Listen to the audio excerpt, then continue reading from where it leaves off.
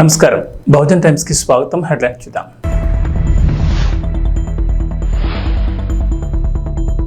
AP ఎన్నికల ప్రధానాధికారిగా IAS Vivek Yadav ఆమోదం తెలిపిన కేంద్ర ఎన్నికల సంఘం. 6 వరుసలుగా హైదరాబాద్ విజయవాడ హైవే రహదారి విస్తరణపై కేంద్రం నుంచి గ్రీన్ సిగ్నల్.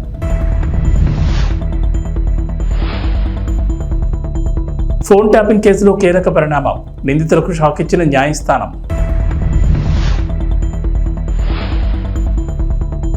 కల్కి కలెక్షన్లు 1000 కోట్లు దాటడంపై అమితాబ్ రియాక్షన్.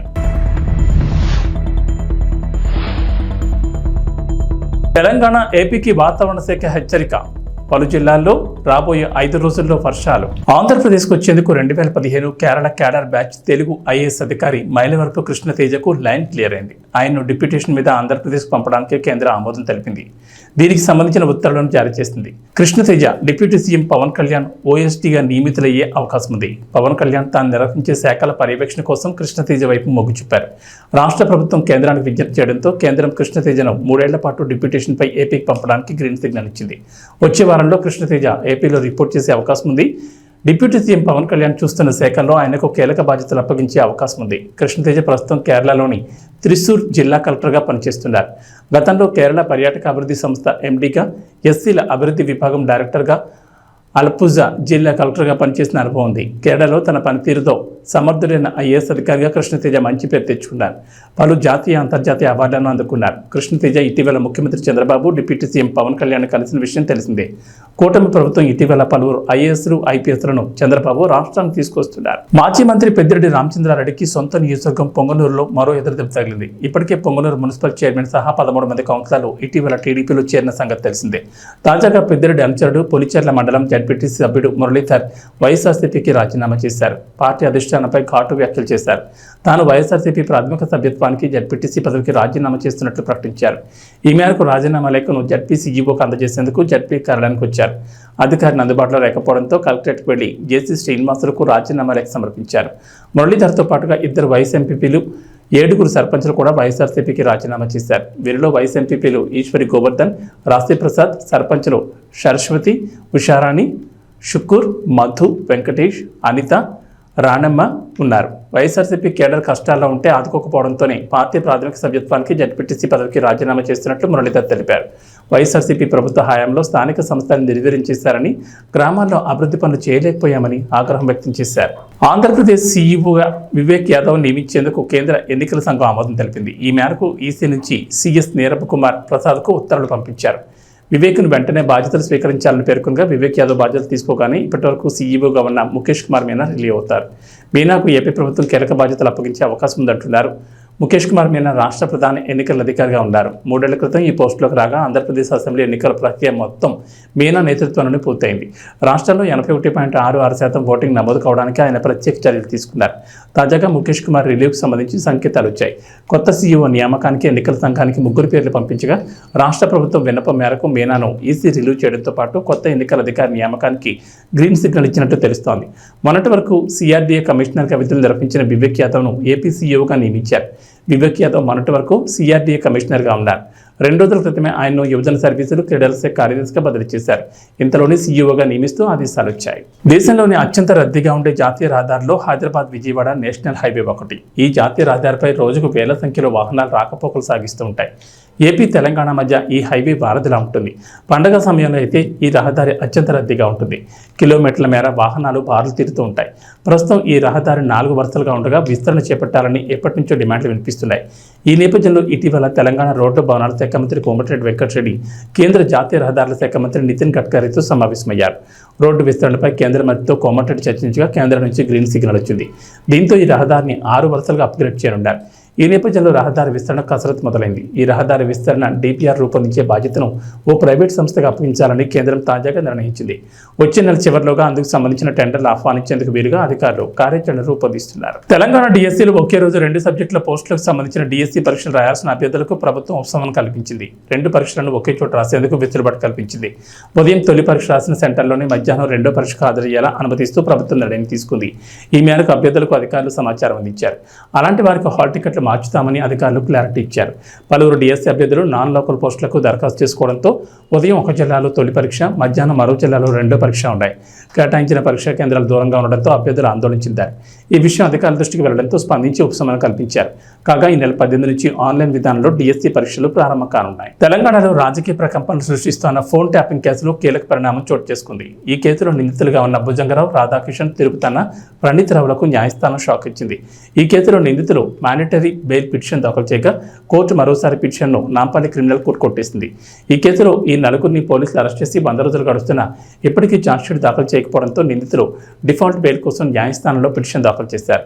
ఫోన్ ట్యాపింగ్ కేసులో నలుగురిని నిందితులుగా భావిస్తూ పోలీసులు అరెస్ట్ చేయగా రిమాండ్ ఖైదీలుగా 100 రోజులకు పైగానే జైల్లో ఉంటున్నారు. అయితే గతంలోనూ బెయిల్ కోసం న్యాయస్థానాన్ని ఆశ్రయించగా పిటిషన్లను తిరస్కరించిన విషయం తెలిసిందే. కాగా అరెస్ట్ చేసి 100 రోజులు గడుస్తున్నా ఇప్పటి వరకు ఛార్జ్షీట్ దాఖలు చేయలేకపోయారంటూ నిందితుల తరపు న్యాయవాదులు వాదించారు. మరోవైపు ఛార్జ్షీట్ వెనక్కిచ్చినంత మాత్రాన వేయనట్లు కాదని పోలీసుల తరపు న్యాయవాది వాదించారు. విచారణ కీలక దశలో ఉందని, నిందితులకు బెయిల్ ఇవ్వద్దని కోర్టుని పోలీసులు కోరారు. ఇరుపక్షాలు వాదనలు విన్న న్యాయస్థానం నలుగురు నిందితులకు బెయిల్ను తిరస్కరిస్తున్నట్లు తీర్పిచ్చింది. కాగా ఈ కేసులో ప్రణీత్రావు A2గా, తిరుపతన్న A3గా, భుజంగరావు A4గా, రాధాకిషన్ రావు A5గా ఉన్నారు. U6 news. సిద్దిపేట జిల్లా గజ్వేల్ పోలీస్ స్టేషన్ పరిధిలో గత సంవత్సరం ఎలక్షన్లో పట్టుబడిన మందు బాటిళ్లను excise Sangareddy deputy commissioner Harikrishna ఆదేశాల మేరకు డిస్టై property, Siddipet assistant excise Maripi Jagannathan, excise inspector Brahmandareddy, Gajwel CI Saida, Gajwel excise SI Srinivasareddy ఆధ్వర్యంలో డిస్టై ప్రాపర్టీ 37 కాటన్ బీర్లు, క్వార్టర్లు బాటిళ్లను ధ్వంసం చేశారు. ఈ సందర్భంగా assistant excise superintendent Maripi Jagannath మాట్లాడుతూ excise Sangareddy deputy commissioner Harikrishna ఆదేశాల మేరకు ఎలక్షన్లో పట్టుబడిన బాటిళ్లను ధ్వంసం చేయడం జరిగిందన్నారు.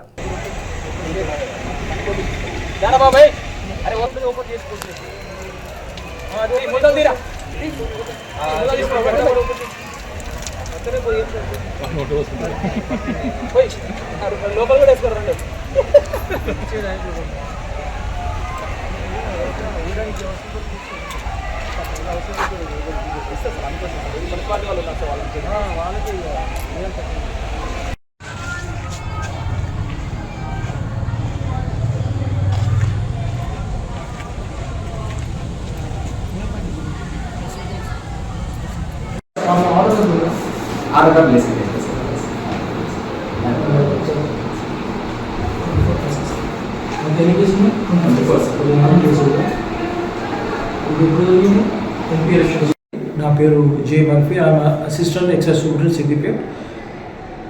డీసీ గారు సంగారెడ్డి శ్రీ హరికృష్ణ గారు ఇచ్చిన ఆర్డర్ మీద for destructions of property excise station తరఫున మేము వచ్చినాము. మన పోలీస్ స్టేషన్ గజ్వేల్ పరిధిలో వాళ్ళు ఎలక్షన్ టైంలో అసెంబ్లీ ఎలక్షన్స్ అండ్ ఎంపీ ఎలక్షన్స్లో అప్పుడు కొన్ని కేసెస్ రిజిస్టర్ చేశారు. దాంట్లో సీజ్ చేసిన ప్రాపర్టీస్ ఉన్నాయి. 24 కేసులు, 24 కేసు నమోదైంది. దానికి డిస్ట్రక్షన్స్ ఆర్డర్స్ వచ్చినాయి మా deputy commissioner from deputy commissioner. So దాన్ని డిస్ట్రాయ్ చేయడానికి సార్ రిక్వెస్ట్ మీద సార్ పిలిపించారు, మేము వచ్చినాము. ఈరోజు గజ్వేల్ సిఐ గారు, Saida sir, plus excise SI గారు, మా శ్రీనివాస్ రెడ్డి గారు, ప్లస్ వాళ్ళ సిబ్బంది, వాళ్ళ ఆధ్వర్యంలో 24 కేసులకు సంబంధించిన బాటిల్స్, దాని డిఫరెంట్ బ్రాండ్స్ ఉన్నాయి. కింగ్ఫిషర్, స్ట్రాంగ్ బీర్, తర్వాత మన ఏమంటారు OC brand, imperial blue, different signature whisky, different brands ఉన్నాయి. అన్నింటినీ ఈరోజు డిస్ట్రాయ్ చేయడం జరిగింది under the cover of panchnama. This is the final report. ఇది ఇవన్నీ చేసిన దానికి విత్ ఫోటోగ్రాఫ్స్ అండ్ వీడియోగ్రాఫ్ తీసాము. శంషాబాద్లో భారతీయ జనతా పార్టీ విస్తృత స్థాయి సమావేశం జరిగింది. ఈ కార్యక్రమానికి ముఖ్య అతిథిగా మల్కాజ్గిరి పార్లమెంట్ సభ్యులు ఈటెల రాజేందర్ హాజరయ్యారు. ఈ సందర్భంగా మాట్లాడుతూ అతి తక్కువ కాలంలో నిరుద్యోగ యువత విశ్వాసాన్ని రేవంత్ రెడ్డి ప్రభుత్వం కోల్పోయిందని అన్నారు. కాంట్రాక్టర్లు, సర్పంచులు చేసిన పనులకు బిల్లులు ఇచ్చే అధికారం మాకు లేదని ఫైనాన్స్ డిపార్ట్మెంట్ వారు చేతులెత్తేస్తున్నారన్నారు. అడిగితే ఆర్థిక మంత్రి, ముఖ్యమంత్రి చెప్పాల్సిందే అంటున్నారు. ప్రతి బిల్లుకి 8% డబ్బులు ముందే చెల్లిస్తేనే బిల్లు విడుదల చేస్తామని చెప్తున్నారన్నారు. ఉద్యోగుల రిటైర్మెంట్ డబ్బులు కూడా లంచం ఇస్తే తప్ప చెల్లెలేవన్నారు. ఇంజనీరింగ్, మెడికల్ కాలేజీల దగ్గర నుంచి కూడా RRR ట్యాక్స్ వసూలు చేస్తున్నారని, అందుకే విద్యార్థుల నుంచి ఎక్కువ డబ్బులు యాజమాన్యాలు తీసుకునే దుస్థితి వచ్చిందన్నారు. తెలంగాణ ప్రజల పరిస్థితి పెనం నుంచి పొయ్యిలో పడ్డట్టయిందన్నారు. కాంగ్రెస్ ప్రభుత్వం కంచె చేరిని వేసినట్లు వ్యవహరిస్తుందన్నారు.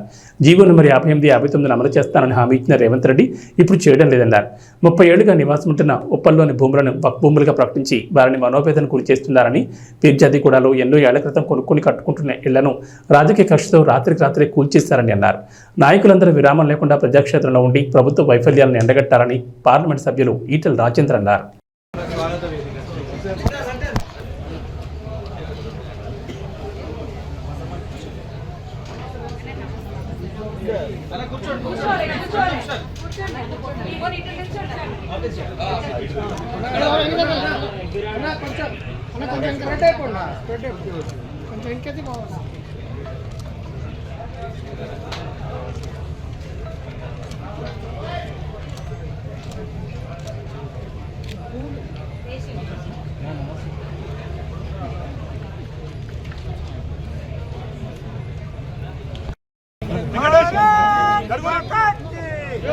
भारतीय जनता पार्टी नरेंद्र मोदी गारी नायकत्व नरेंद्र मोदी गारी नायकत्व जय श्री राम जय श्री राम भारत माता की जय भारतीय जनता पार्टी भारतीय जनता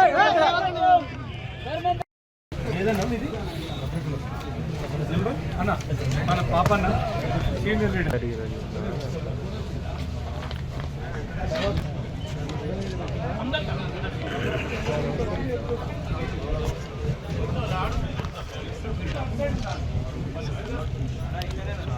ప్రభుత్వ పాఠశాలలో విద్యార్థులకు మెరుగైన విద్యాబోధనతో పాటు నాణ్యమైన ఆహారం అందించాలని జిల్లా కలెక్టర్ చదలవాడ నాగరాణి సూచించారు. పాలకోడు జిల్లా పరిషత్ ఉన్నత పాఠశాలను జిల్లా కలెక్టర్ చదలవాడ నాగరాణి ఆకస్మికంగా తనిఖీ చేశారు. మధ్యాహ్న భోజనాన్ని స్వయంగా రుచి చూసి పలు సూచనలు చేశారు. ఈ సందర్భంగా నాగరాణి మాట్లాడుతూ 10వ తరగతిలో 100% ఉత్తీర్ణ సాధించాలన్నారు. సబ్జెక్టు బాగా నేర్చుకుంటే భవిష్యత్తులో మంచి ఉపయోగం ఉంటుందని విద్యార్థులకు ఆమె సూచించారు. మధ్యాహ్న భోజన పథకం బోర్డులను పరిశీలించి మెనూ ప్రకారం భోజనాలు విద్యార్థులకు అందించాలన్నారు. ప్రస్తుతం వర్షాకాలం సీజనల్ వ్యాధులు వచ్చే అవకాశాలు ఉన్నందున పిల్లలు ఆరోగ్య అలవాట్లను పాటించాలని సూచించారు. భోజనం ముందు తర్వాత చేతులను శుభ్రపరచుకోవాలని తెలిపారు. మెనూ ప్రకారం వంటలు తయారు చేశారా లేదా అని పరిశీలించడమే కాకుండా వడ్డించిన పదార్థాలను నిశితంగా పరిశీలించారు. విద్యార్థులతో కలిసి సహపంక్తి భోజనం చేశారు. రోజువారీ తయారు చేసే వంటల గురించి విద్యార్థులను అడిగి తెలుసుకున్నారు. విద్యార్థులందరూ పాఠశాలలో తప్పక మధ్యాహ్న భోజనం చేయాలని తెలిపారు. గుడ్డు, చిక్కి, రాగి జావ తప్పకుండా తీసుకోవాలని విద్యార్థులు సూచించారు. పరిశుభ్రమైన నీటితో వంటలు చేయాలని, త్రాగునీరు కలుషితం కాకుండా చూడాలని ఆదేశించారు. వర్షాకాలం కనుక వంట దగ్గర, వడ్డించే దగ్గర భోజనం చేసే ప్రదేశం పరిశుభ్రంగా ఉండాలని ఉపాధ్యాయులకు సూచించారు. ఉపాధ్యాయుడు పి మహేష్ బాబును ఆదేశించారు. అనంతరం విద్యార్థులతో ముచ్చటించారు. ఈ కార్యక్రమంలో జిల్లా కలెక్టర్ పాఠశాలను సందర్శించిన సందర్భంలో విద్యాశాఖ అసిస్టెంట్ డైరెక్టర్ సత్యనారాయణ, మధ్యాహ్న భోజనం జిల్లా కోఆర్డినేటర్లు కె కృష్ణారావు, జి చిన్నయ్య, మండల విద్యాశాఖ అధికారి పి నాగరాజు, ఉప విద్యాశాఖ అధికారి ఎన్ శ్రీనివాస్, భీమవరం ఎంఈఓ 2 సిఆర్పీలు అన్నపూర్ణ, వెంకటేశ్వరరావు తదితరులు ఉన్నారు.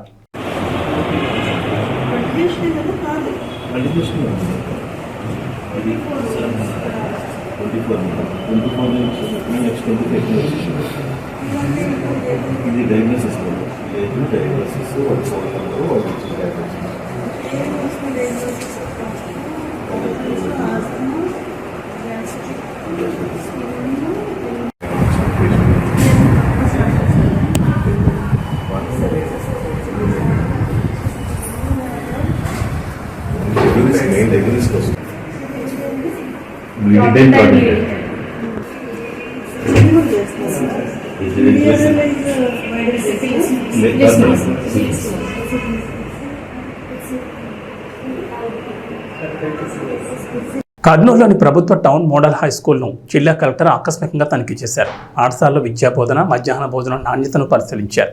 విద్యార్థులకు ఏర్పాటు చేసిన మధ్యాహ్న భోజన పథకం అమలును పరిశీలించారు. వంట సరుకుల నాణ్యత, కోడిగుడ్ల పరిమాణం పరిశీలించారు. అనంతరం మధ్యాహ్న భోజనం రుచి చూశారు. విద్యార్థులు ఆరు బయట భోజనం చేస్తున్న విషయాన్ని గమనించిన కలెక్టర్ వారిని కారిడార్లో కూర్చోబెట్టి భోజనం చేయించి ఆ తర్వాత కారిడార్ను శుభ్రం చేసుకోవాల్సిందిగా ఉపాధ్యాయులకు ఆదేశించారు. మెనూ ప్రకారం పౌష్టికాహారంతో కూడిన మధ్యాహ్న భోజనం అందించాలని కలెక్టర్ సంబంధిత అధికారులను ఆదేశించారు. ఈ సందర్భంగా కలెక్టర్ ఎన్ని గంటలకు భోజనం అందిస్తున్నారు, భోజనం బాగుందా అని కలెక్టర్ విద్యార్థులను అడిగి తెలుసుకున్నారు. అలాగే విద్యార్థులతో ఉద్దేశించి మాట్లాడుతూ మీకు రక్త పరీక్షలు చేస్తున్నారా, ఎన్నిసార్లు చేశారు, ఐరన్, ఫోలిక్ యాసిడ్ సప్లిమెంట్లు ఇస్తున్నారా అని ప్రశ్నించారు. రక్త పరీక్షలు 6 నెలలకు ఒకసారి చేస్తున్నారని, ఐరన్, ఫోలిక్ యాసిడ్ సప్లిమెంట్లు అందజేస్తున్నారని విద్యార్థులు కలెక్టర్కు వివరించారు. అనంతరం ప్రాంగణంలో ఉన్న షెడ్స్, పరిసరాలు, వాటర్ ప్లాంట్, మరుగుదొడ్లను కలెక్టర్ పరిశీలించారు. మరుగుదొడ్లను సరిగ్గా నిర్వహించడం లేదని, వాటిని పరిశుభ్రంగా ఉంచుకోవాలని కలెక్టర్ ఆదేశించారు. అలాగే పరిసరాలు కూడా శుభ్రంగా ఉంచుకోవాలని కలెక్టర్ అధికారులను ఆదేశించారు. అనంతరం ఇదే ప్రాంగణంలో ఉన్న ప్రభుత్వ జూనియర్ కళాశాల సముదాయాన్ని కలెక్టర్ పరిశీలించారు. కళాశాల ల్యాబ్స్, లైబ్రరీని సందర్శించారు. లైబ్రరీని విద్యార్థులు ఉపయోగించుకుంటున్నారని అధ్యాపకులను అడిగి తెలుసుకున్నారు. కాలేజ్ విద్యార్థులు మధ్యాహ్నం భోజనం చేసేందుకు ఒక షెడ్ అవసరమని కాలేజ్ ప్రిన్సిపల్ కలెక్టర్ దృష్టి తీసుకురాగా అందుకు సంబంధించిన ప్రపోజల్స్ పంపించాలని కలెక్టర్ సూచించారు. ఈ పర్యటనలో జిల్లా విద్యాశాఖాధికారి Samuel, deputy DEO Hanumantharao, junior కళాశాల principal Sunkanna, incharge head master Prasad తదితరులు పాల్గొన్నారు. నాగాశ్విన్ తీసిన కల్కి 2898 AD 1000 కోట్ల క్లబ్లో చేరిపోయింది. ఈ మూవీ సినిమా 3వ వారంలోకి అడుగుపెట్టింది. అయినా బుకింగ్స్లో జోరు మాత్రం తగ్గడలేదు. ఇంకా హౌస్ఫుల్ కలెక్షన్తో దూసుకుపోతోంది. అన్ని చోట్ల థియేటర్లు నిండిపోతున్నాయి. ఈ మధ్య సినిమా ఫస్ట్ వీకెండ్కి ఖాళీగా కనిపిస్తున్నాయి. అలాంటిది 3వ వారంలోకి ఎంట్రీ ఇచ్చినా కూడా హౌస్ఫుల్స్తో అదరకొడుతోంది కల్కి మూవీ. ఈ చిత్రం ఇప్పుడు రేర్ ఫీట్ సాధించింది. షారూఖ్ ఖాన్ పఠాన్ రికార్డుని కేవలం 15 రోజుల్లోనే బీట్ చేసేసిందని అంటున్నారు. కల్కి 1000 కోట్లు కొలగొట్టడం మీద అమితాబ్ ఆనందాన్ని వ్యక్తం చేస్తున్నారు. మామూలుగానే అమితాబ్ ఎక్కువగా నెట్టింట్లో యాక్టివ్ మోడ్లో ఉంటారు. నేటి ఉదయం నుంచి కల్కి మీద వరుసగా ట్వీట్లు వేస్తూ రియాక్ట్ అవుతున్నారు. కల్కి 1000 కోట్లు కొల్లగొట్టేసిందన్న ట్వీట్ల మీద అమితాబ్ స్పందిస్తున్నారు. అమేజింగ్, వావ్ అంటూ తన ఆనందాన్ని పంచుకున్నారు. షారూఖ్ పఠాన్ రికార్డు బ్రేక్ అనే ట్వీట్ మీద కూడా అమితాబ్ రియాక్ట్ అయ్యారు. కల్కి జవాన్ రికార్డును కూడా కొల్లగొట్టేలా ఉంది. ఈ జోరు చూస్తుంటే RRRను కూడా క్రాస్ చేసేలా ఉంది. కల్కి రిలీజ్కు ముందు అంతగా హైప్ లేదు. బజ్ను కూడా క్రియేట్ చేయలేదు. పాటలు ఏమంతగా ఆకట్టుకోలేదు. టీజర్, ట్రైలర్లు ఓకే అనిపించాయి. ప్రమోషన్స్ కూడా పెద్దగా చేయలేదు. అలా సైలెంట్గా వచ్చి ఇలా 1000 కోట్లు కొల్లగొట్టేశారు. కల్కి విషయంలో నాగాశ్విన్ మంచి స్ట్రాటజీ ప్లే చేశాడు. సినిమా గురించి టీం మాట్లాడే కన్నా రిలీజ్ అయిన తర్వాత ఆడియన్స్ మాట్లాడితే బెటర్ అనుకున్నాడు. అందుకే ఆడియన్స్ మాట్లాడారు. 1000 కోట్లు కట్టబెట్టారు. లాంగ్ రన్లో ఇంకెన్ని రికార్డులు క్రియేట్ చేస్తుందో చూడాలి. రెండో పార్ట్ విషయంలో అయితే ఇంకా క్లారిటీ లేదు. ఈ చిత్రం వచ్చే ఏడాదైనా థియేటర్లోకి వస్తుందో రాదో చూడాలి. మొదటి పార్ట్ అయితే ఓవర్సీస్లో కొత్త రికార్డులు క్రియేట్ చేస్తోంది. ఇప్పటికే నార్త్ అమెరికాలో $17 మిలియన్ పైగా రాబట్టింది. వచ్చే ఏడాది జరగనున్న ఐసీసీ ఛాంపియన్స్ ట్రోఫీ 2025కు పాకిస్తాన్ ఆతిథ్యం ఇస్తోంది. అయితే భారత క్రికెట్ జట్టు ఆ దేశానికి వెళ్లేందుకు బీసీసీఐ ససేమిరా అంటున్నట్లు తెలుస్తోంది. అయితే పాకిస్తాన్ మాత్రం టోర్నీకి సంబంధించిన ముసాయిదా షెడ్యూల్ను ఐసీసీకి సమర్పించింది. భారత్ ఆడే అన్ని మ్యాచ్లకు లాహోర్ని ఏకైక వేదికగా పేర్కొంది. అయితే ఆటగాళ్ల భద్రతా కారణాల రీత్యా పాకిస్తాన్కు జట్టును పంపించలేమంటూ ఐసీసీకి బీసీసీఐ చెప్పినట్లుగా తెలుస్తోంది. హైబ్రిడ్ మోడల్లో తమ మ్యాచ్లకు దుబాయ్ లేదా శ్రీలంక వంటి తటస్థ వేదికలకు మార్చాలని కోరినట్లు మీడియా కథనాలు పేర్కొంటున్నాయి. బీసీసీఐ విజ్ఞప్తిపై ఐసీసీలో ఇప్పటి వరకు అధికారిక చర్చ జరగలేదు. బీసీసీఐ ప్రతిపాదనపై అధికారిక చర్చ ఇంకా జరగలేదు. అయితే భారత్ డిమాండ్కు అంగీకరించడం తప్ప పాకిస్తాన్ క్రికెట్ బోర్డుకు మరొక ఆప్షన్ ఉండకపోవచ్చునని క్రికెట్ వర్గాలు విశ్లేషిస్తున్నాయి. పాకిస్తాన్లో ఆడేందుకు బీసీసీఐకి కేంద్ర ప్రభుత్వం ఆమోదం లభించడం దాదాపు అస్తంభంగా కనిపిస్తోంది. ఒకవేళ పాకిస్తాన్ అంగీకరించకుండా అన్ని మ్యాచ్లు పాకిస్తాన్లోని జరగాలని పట్టుబడితే టోర్నీ నుంచి నిష్కరించడం తప్ప భారత్కు వేరే ఆప్షన్ ఉండదు. ఒకవేళ ఛాంపియన్స్ ట్రోఫీ నుంచి భారత్ వైదొలిగితే ఆ స్థానంలో శ్రీలంక ఆడాల్సి ఉంటుంది. 2023 వన్డే వరల్డ్ కప్లో 9వ స్థానంలో నిలవడంతో శ్రీలంకకు ఈ ఛాన్స్ దక్కుతుంది. కాగా గత ఏడాది జరిగిన ఆసియా కప్ 2023 కూడా పాకిస్తాన్ ఆతిథ్యం ఇచ్చింది. అక్కడికి వెళ్లి ఆడేందుకు భారత్ నిరాకరించడంతో భారత్ మ్యాచ్లను శ్రీలంకలో నిర్వహించారు. కాగా 2008లో ఆసియా కప్ తర్వాత భారత క్రికెట్ జట్టు ఇప్పటి వరకు పాకిస్తాన్లో ఆడలేదు. ద్వైపాక్షిక క్రికెట్ సిరీస్లకు భారత్, పాకిస్తాన్ దూరంగా ఉంటున్నాయి. ఐసీసీ లేదా ఆసియా కప్లలో మాత్రమే ఈ రెండు జట్లు తలపడుతున్నాయి. ఇక వాతావరణ విషయానికి వస్తే ఏపీలో వర్షాలు కొనసాగుతున్నాయి. నైరుతి రుతుపవనాలు ద్రోణుల ప్రభావంతో రాష్ట్రంలో మరిన్ని వర్షాలు కురుస్తాయని వాతావరణ శాఖ అంచనా వేస్తోంది. ఈశాన్య అస్సాం నుంచి వాయువ్య బంగాళాఖాతం వరకు, పశ్చిమ అస్సాం నుంచి వాయువ్య బంగాళాఖాతం వరకు వేరువేరుగా 2 ద్రోణులు కొనసాగుతున్నాయి. ఈ ప్రభావంతో రాబోయే 5 రోజుల్లో రాష్ట్రాల్లో విస్తారంగా వర్షాలు కురుస్తాయని చెప్తున్నారు వాతావరణ శాఖ అధికారులు. శని, ఆదివారాల్లో ఉత్తర కోస్తాలోని పలు ప్రాంతాల్లో, అలాగే సోమ, మంగళవారాల్లో కోస్తా జిల్లాల్లో భారీ వర్షాలు పడే అవకాశం ఉందంటున్నారు. రాయలసీమలో తేలికపాటి నుంచి ఓ మోస్తరు వర్షాలు పడతాయంటున్నారు. ఇవాళ పార్వతీపురం, మన్యం, అల్లూరు సీతారామరాజు, కాకినాడ, డాక్టర్ బిఆర్ అంబేద్కర్ కోనసీమ, తూర్పుగోదావరి, పశ్చిమ గోదావరి, ఏలూరు, గుంటూరు, బాపట్ల, పల్నాడు, ప్రకాశం, చిత్తూరు, నంద్యాల జిల్లాలో అక్కడక్కడ తేలికపాటి నుంచి మోస్తరు వర్షాలు పడతాయంటున్నారు. ఇటు తెలంగాణ ప్రజలకు హైదరాబాద్ వాతావరణ కేంద్ర అధికారులు చల్లని కబురు చెప్పారు. నేటి నుంచి 5 రోజుల పాటు రాష్ట్ర వ్యాప్తంగా విస్తారంగా వర్షాలు కురుస్తాయంటున్నారు. నైరుతి రుతుపవనాలు బలపడడానికి తోడు అల్పపీడన ప్రభావంతో రాష్ట్రంలో వర్షాలు కురుస్తాయని చెప్పారు. జూలై 18 వరకు ఈ వర్షాలు కొనసాగుతాయన్నారు. 13 జిల్లాల్లో భారీ వర్షాలకు ఛాన్స్ ఉందని ప్రజలు అప్రమత్తంగా ఉండాలని సూచించారు. ఈరోజు ప్రధానంగా నిజామాబాద్, జగిత్యాల, సిరిసిల్ల, ఆసిఫాబాద్, మంచిర్యాల, నిర్మల్, భూపాల్పల్లి, ములుగు, భద్రాద్రి, కామారెడ్డి, వికారాబాద్, సంగారెడ్డి, మెదక్ జిల్లాలో భారీ వర్షాలు కురిసే అవకాశం ఉందన్నారు. ఈ మేరకు ఆయా జిల్లాలకు ఎల్లో అలర్ట్ జారీ చేశారు. ఏబీ బులెటిన్ విశేషాలు. నమస్కారం.